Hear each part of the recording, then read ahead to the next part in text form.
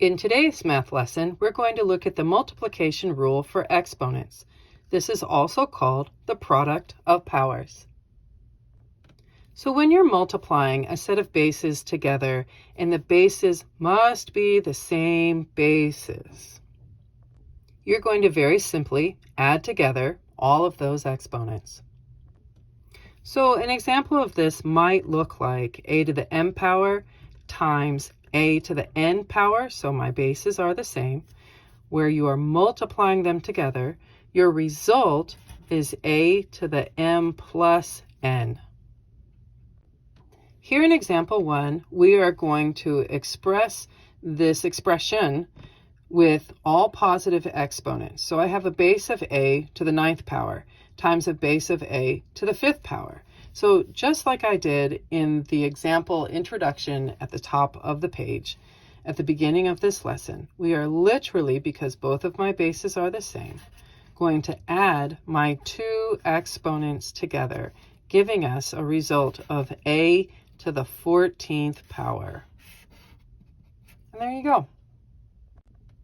Here in example 2, again, we are going to multiply our bases together, and they are the same base, which is very important. So when we do that, we are going to add our exponents together. So n to the 8 plus 9 gives us a result of n to the 17th. And there you go. Here in our third example, we have s to the 67th power times s. So we don't have a visible exponent on my second s. Let's talk about that.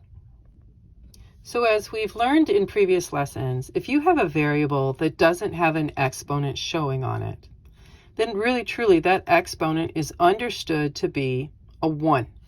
So while this says s to the 67th times s, you can literally think of this as s to the 67th times s to the 1st power. As a result, simplifying this multiplication of bases of s is very simple, where I have s to the 67th plus 1 and in the exponent location, giving us a product of s to the 68th. And there you go.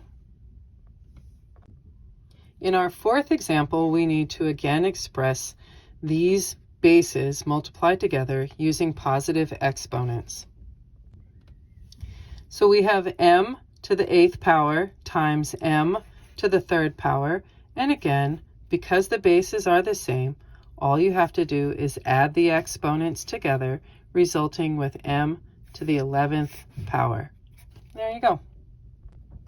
In our fifth and final example, we have w to the 5th power times w to the 7th power. And again, we're going to add our exponents. This is important to remember for future problems, that you have to have the same base if you're going to add the exponents together. So for this particular problem, w to the 5th power times w to the 7th power creates w to the 12th power. And there you go.